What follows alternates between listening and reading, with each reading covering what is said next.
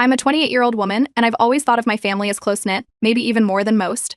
I've got parents who've been together for decades and a younger brother, who I grew up with as my best friend. Being that close to them, it never crossed my mind that planning my wedding with my fiancé would go the way it did. When I got engaged to my boyfriend of 5 years, my family was just as excited as I was. My fiancé and I wanted a small, intimate ceremony, just close family and a handful of friends, nothing big. We both liked the idea of a wedding that felt more personal and less of a grand event. My mom, though, had other ideas. From the moment we started discussing the wedding, she was completely involved, almost as if it was her wedding to plan, not mine. I figured it was just her way of showing support. After all, she'd always been very involved in my life events, and while she could be a bit overbearing, I never saw it as a problem. Early on, she suggested that we have a family-only rehearsal dinner. It'll make things more special, she said. Since my fiancé and I were already planning a small wedding, I thought a close family rehearsal could be nice. I agreed, not seeing the full picture. I chalked it up to my mom wanting to keep things intimate. But things started shifting. Out of nowhere, Mom brought up adding some of her friends to the wedding guest list. I didn't even know half of these people, but she kept saying they were practically family and had seen me grow up. I was a bit uncomfortable since it was supposed to be a small gathering, but she pressed on, listing reasons why each of them should be there. To her, they were part of the family circle, but I barely remembered some of these people. When I tried to bring up the budget, things got even stranger. Originally, my fiancé and I had set a budget that we felt comfortable with, but my mom kept suggesting adjustments. She'd find ways to squeeze in extras she wanted, like a specific florist or a pricier catering service. It became less about what we wanted and more about what she envisioned. The budget I'd set up was slowly expanding, with her justifying it as a once-in-a-lifetime event. Then the topic of family traditions started coming up, almost daily. My fiancé and I aren't exactly traditional, so we planned the ceremony to reflect our style. But my mom kept pushing for certain rituals, most of which didn't resonate with either of us. It's just how we've always done it, she'd say, implying that not including these traditions would be disrespectful.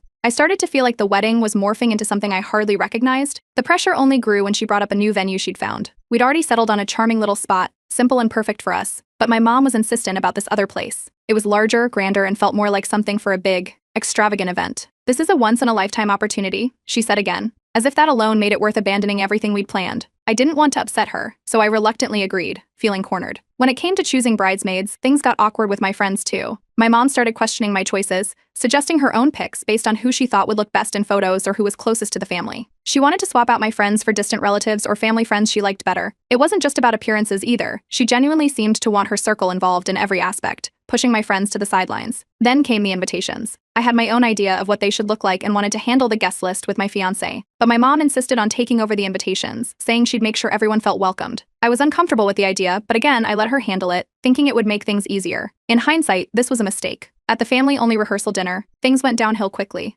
I was already a bit on edge with all the changes, but I figured a nice evening with my family would help ease the tension. Instead, my mom pulled me aside and went down a list of everything she thought needed fixing. My dress, the seating arrangement, the vows. She had something to say about each detail. I could feel my patience wearing thin, and yet, I didn't know how to push back. The next blow came when I overheard her talking about a surprise dress she'd arranged for me on the day of the wedding. It was one she'd picked herself, different from the one I'd chosen months ago. I couldn't believe she'd go that far.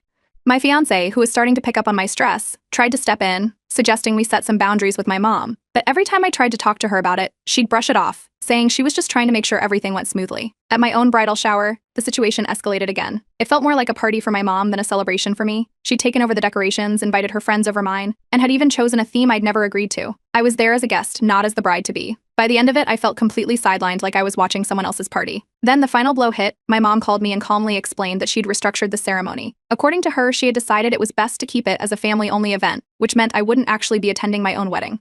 Her reasoning was that it would make everything simpler and more meaningful. I sat there in stunned silence, realizing my own family had effectively disinvited me from the wedding I'd been dreaming of. Nothing prepared me for the betrayal I felt in that moment. Update 1. The moment I heard my mom say I was disinvited from my own wedding, I sat there in shock, struggling to make sense of it. The phone call had been calm, almost casual, like she was just going over some last-minute details.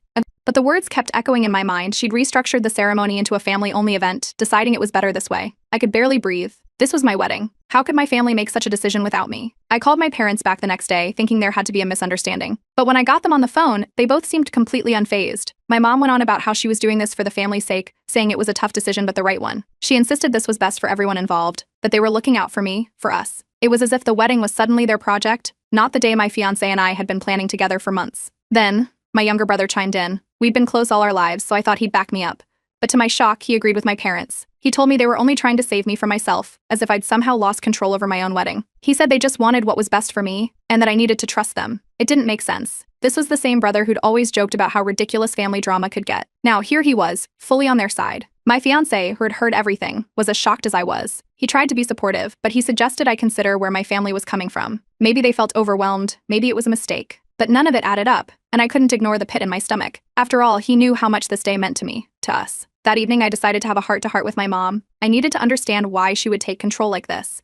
But when I tried to bring it up, she dismissed my concerns as if they were nothing. She told me I was being selfish and short-sighted, that I was overreacting and should just appreciate what she'd done. It was like she didn't even see me as her daughter anymore, more like a guest in her own event. Desperate, I reached out to my extended family, hoping someone would listen. But every call went the same way. Each aunt and uncle I spoke to had already heard my mom's version of events, and they were all on her side.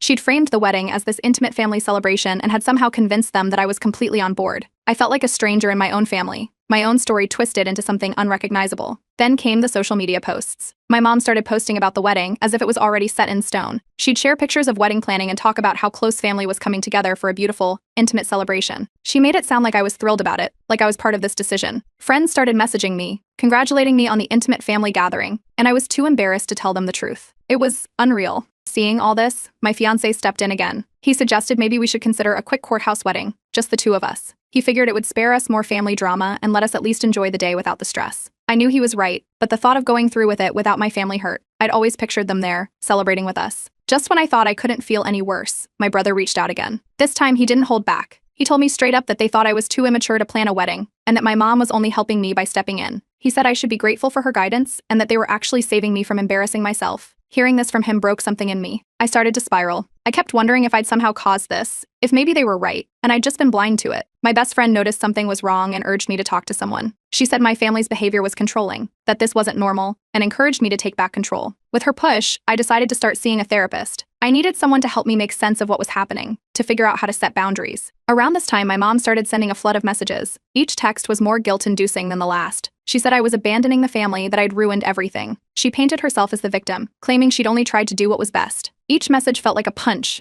making me question myself even more. My fiancé's family, on the other hand, was amazing. They saw what was happening and immediately offered their support. They suggested we hold a small, private ceremony with them instead. The idea felt comforting, and they promised they'd make it special no matter what. Finally, I realized I had a choice. I didn't have to let my family control this day. I could reclaim it for myself and my fiancé, for the life we wanted to build together. For the first time in weeks, I felt a sense of clarity. This was our wedding, and I didn't need anyone's permission to make it ours. With my fiancé and his family by my side, I decided to move forward. I was done being sidelined in my own life. Update 2. With my fiancé's family offering their full support, we began quietly planning our own wedding, a private ceremony that truly felt like ours. We kept it under wraps from my family, knowing the reaction would be explosive if they found out. This time it would be intimate, just a small gathering with close friends and his family. The thought of it made me feel a bit lighter, like I was finally reclaiming something that had slipped away. First, we needed a venue. We went looking for something simple but meaningful, a place that would reflect our personalities, not just a fancy backdrop for photos. We found a charming little spot outside of town, a small garden with a beautiful gazebo surrounded by wildflowers. It was peaceful, understated, and perfect for the kind of ceremony we wanted, intimate and real. We booked it without hesitation, both of us feeling like we'd found a hidden gem. Next came the dress. After everything with my mom, I knew I couldn't wear the dress she'd insisted on.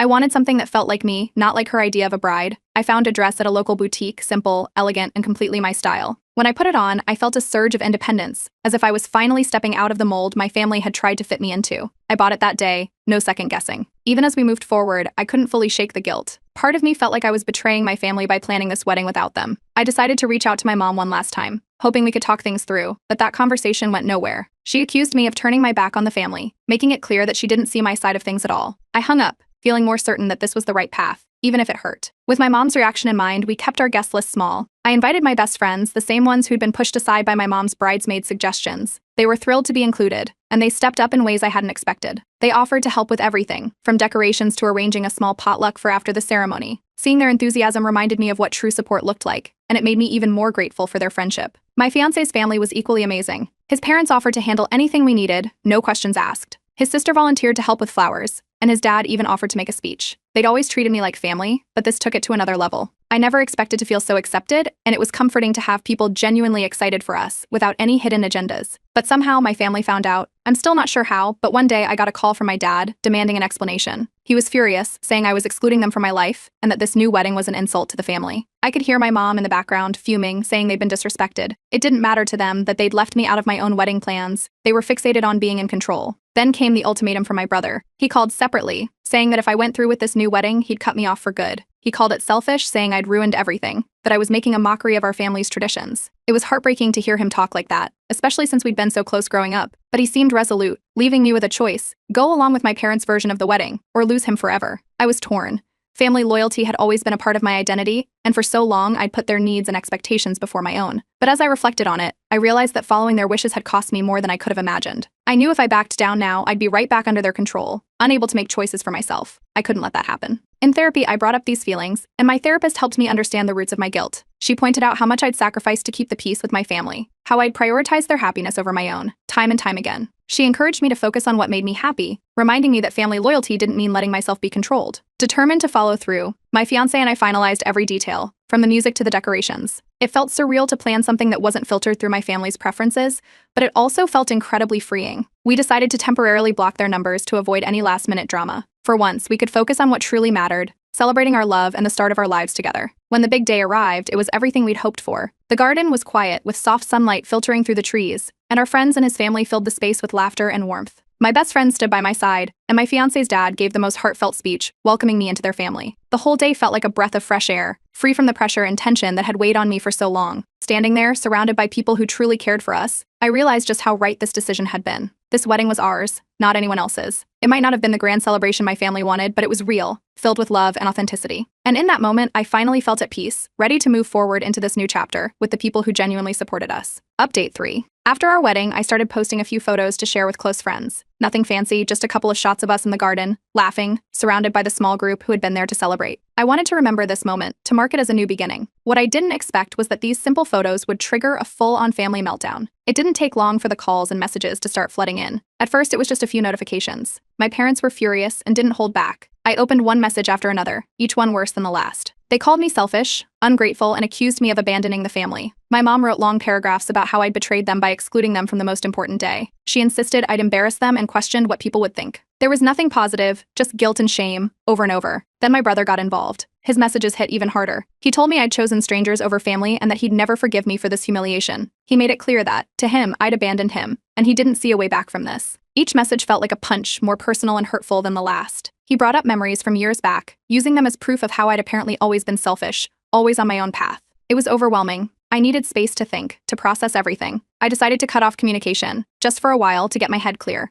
I blocked their numbers temporarily, hoping to get some distance from the constant flood of guilt. For the first time, I realized just how deep these dynamics ran. It wasn't just the wedding. It was as if every decision I'd ever made was under a microscope. With some space, I started seeing things I hadn't noticed before. Looking back, I could see how much control my family had exerted, not just in this wedding but in past events too. Every major decision in my life had come with advice that quickly turned into pressure. My therapist helped me piece it together. She explained that in families like mine, people play specific roles, and stepping out of those roles can feel like a betrayal to others. She showed me how my family expected me to be the dutiful daughter, the one who never challenged them. This wedding had broken that unspoken rule, and now they were reacting as if I'd turned my back on them. Meanwhile, my fiancé stood by me, reminding me why we'd made this decision in the first place. He encouraged me to focus on the future we were building, to think about our life together, and not get pulled back into the guilt trap. His family also rallied around us. They offered their support, and it felt good to be surrounded by people who genuinely cared without any strings attached. They treated me like I was one of them, and it was comforting, like I'd finally found a place to belong. But the fallout didn't stop there. My mom, apparently frustrated with being unable to reach me, took to social media. She started posting vague, passive-aggressive comments, painting me as the ungrateful daughter who had abandoned her family. Her posts were just ambiguous enough to avoid direct accusations, but anyone reading between the lines could tell who they were aimed at. She mentioned how some people had no respect for family values, how certain choices had left her heartbroken. Friends of hers began commenting, sending her sympathy, expressing their shock at my behavior. My friends noticed. Some of them started messaging me, confused by what they were seeing. When I explained the situation, they were supportive and couldn't believe the lengths my family was going to. A few even left comments on my mom's posts, defending me and subtly pointing out the other side of the story. It wasn't an all-out confrontation, but it was enough to let my mom know that people weren't buying into her narrative completely. One day, I got a private message from one of my aunts. She'd seen the drama unfolding and wanted to reach out quietly. She told me she understood, that she'd seen this kind of thing before. She didn't say much more, but she hinted that my mom's behavior wasn't new and that I wasn't alone in dealing with it. I didn't know how much to trust her, but I was grateful to know there were people who saw the bigger picture, even if they couldn't say it openly. As the weeks passed, I began feeling a sense of independence I'd never had before. All of this, the messages, the family meltdown, the social media posts, had brought my fiancé and me even closer. Without my family's influence hanging over every decision, I felt freer, like I could finally live on my own terms. For the first time, I wasn't making choices to please anyone but myself and my husband. It was liberating. After talking it through with my therapist and my fiancé made a final decision. I decided to go no contact with my family, at least for the time being. It was painful, but I knew it was necessary for my own mental health. I couldn't keep allowing them to pull me back into a cycle of guilt and control. In the quiet that followed, I found peace. It was bittersweet, knowing things might never go back to how they were,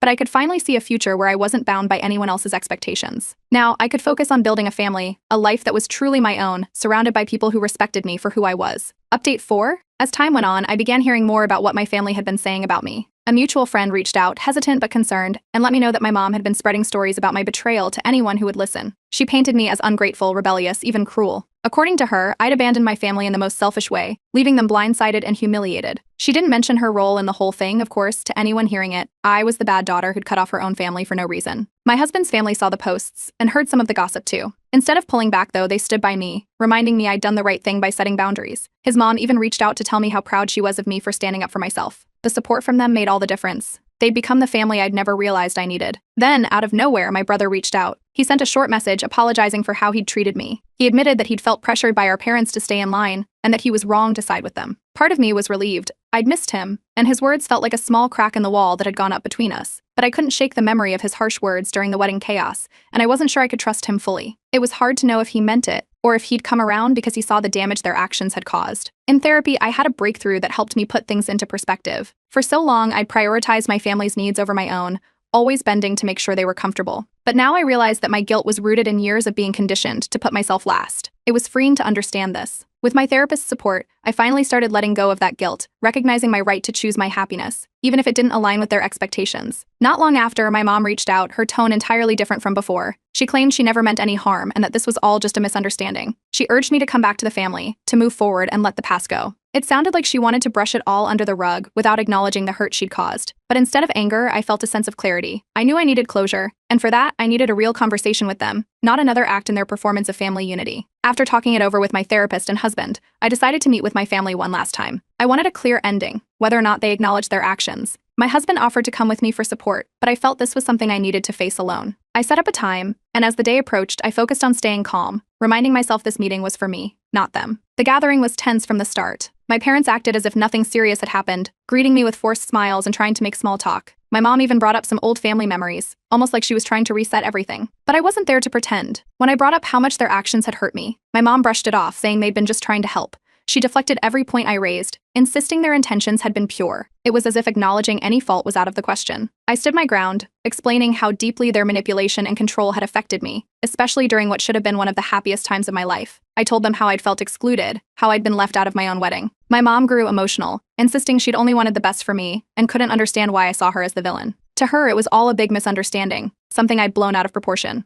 My dad, as usual, stayed mostly silent, shifting uncomfortably in his chair. He muttered something about wanting peace in the family, but it was clear he'd never really been involved in any of this. Seeing him sit there, saying so little, made me realize he'd always been a bystander, letting my mom dictate everything without stepping in to help me. Then, to my surprise, my brother spoke up. He admitted he'd seen our parents' behavior as controlling, that he'd noticed it long before the wedding. He explained that he'd felt trapped, pressured to go along with them because he didn't want to lose their approval. Hearing this from him was unexpected. For the first time, I felt like he was genuinely on my side, acknowledging the damage they'd done. It softened something in me, and I realized he'd been just as caught up in their expectations as I had been. By the end of the conversation, it was clear my parents would never truly understand. They were stuck in their version of the story, convinced they'd done nothing wrong. I realized then that I couldn't change them or make them see things from my perspective. But that was okay. I didn't need their understanding to move forward. As I left, I felt a strange sense of peace. I knew they might never fully grasp the harm they'd caused, and that was something I'd have to accept. But this meeting had given me the closure I needed. I could finally step back, knowing I'd done everything I could to be heard. Leaving that day, I felt lighter, free from the weight of their expectations. For the first time, I felt ready to focus on my own happiness, without guilt. And I knew that, moving forward, I could make choices based on what was best for me, not what kept everyone else happy. Update 5. After the last meeting with my parents, I made a decision to go low contact. I still cared about them, but I knew I needed some distance to protect myself. No more daily check-ins or constant updates. This time, it was on my terms. I'd respond occasionally, keep things light, but I'd no longer share personal details or look to them for support. My brother started reaching out more, and I could tell he genuinely wanted to repair our relationship. His messages were consistent, and he kept things simple, just checking in, sharing small things from his life. There was a shift in him, a softness that wasn't there before. He even admitted he'd started seeing a therapist, inspired by what I'd done. Slowly, we began to rebuild, step by step, with none of the old expectations or guilt hanging over us. Meanwhile, my husband's family became my safe haven. They'd always treated me kindly, but after the wedding, they seemed to open their arms even wider. My mother-in-law called to invite us over for every holiday, and she made sure I felt included in everything. They celebrated me in ways that my own family never had, without strings attached. It was like finally experiencing what unconditional family support looked like. Surprisingly, a few extended family members from my side reached out quietly. An aunt who'd stayed silent during the wedding mess called to check on me, saying she understood why I'd made my choices. Another cousin sent a message, mentioning that they'd noticed my mom's controlling tendencies over the years, but hadn't felt it was their place to intervene. These small acts of support felt like little wins, reminders that I wasn't the villain in everyone's eyes. During this time, I started reconnecting with friends I'd neglected through all the family chaos. My best friends welcomed me back without missing a beat, ready to support me through this new chapter. We planned regular get-togethers, took small trips, and even started a weekly coffee date tradition. They'd seen everything I'd been through, yet never judged or pressured me to act in a certain way. Having friends like them made me realize just how much I'd missed, and just how much I'd sacrificed for the sake of family approval. With a new sense of freedom, my husband and I finally went on our long-delayed honeymoon. We'd put it off to deal with the drama, but now it felt like the perfect time. We chose a quiet, scenic spot and spent a week away from everything. No phones, no messages, just us. It was like hitting the reset button, giving us space to decompress and reconnect. Every day felt like a reminder that this was the life we'd built together, free from outside influence. But even as I moved on, I couldn't fully escape the family rumors. Friends occasionally mentioned that my mom was still talking about me, making subtle comments here and there. She hadn't let go of the narrative she'd built about me abandoning the family. But hearing it didn't sting like it used to. I no longer felt the need to explain myself or justify my actions. Therapy had helped me understand that seeking approval from people who couldn't support me was a losing game. I deserved love without conditions, and I was learning to let go of the need to keep everyone happy. As I adjusted to this new life, I began to build a circle of people who respected me for who I was. Between my in-laws, friends, and the few supportive family members, I created my own chosen family. They were people who lifted me up, celebrated my choices, and respected my boundaries. It felt like a fresh start, like I was finally creating a community based on mutual respect instead of obligation. With no one's expectations holding me back, I began exploring hobbies and goals I'd set aside for years. I took up painting again, something I hadn't done since college, and even joined a book club. For the first time, I felt free to explore who I was outside of my family's influence. Each new discovery added a layer to my life that felt deeply satisfying and fulfilling. My brother and I continued to talk regularly, and I noticed him growing in his own way. Therapy seemed to be helping him work through issues that went beyond our family drama. He was learning to stand up for himself, even with our parents,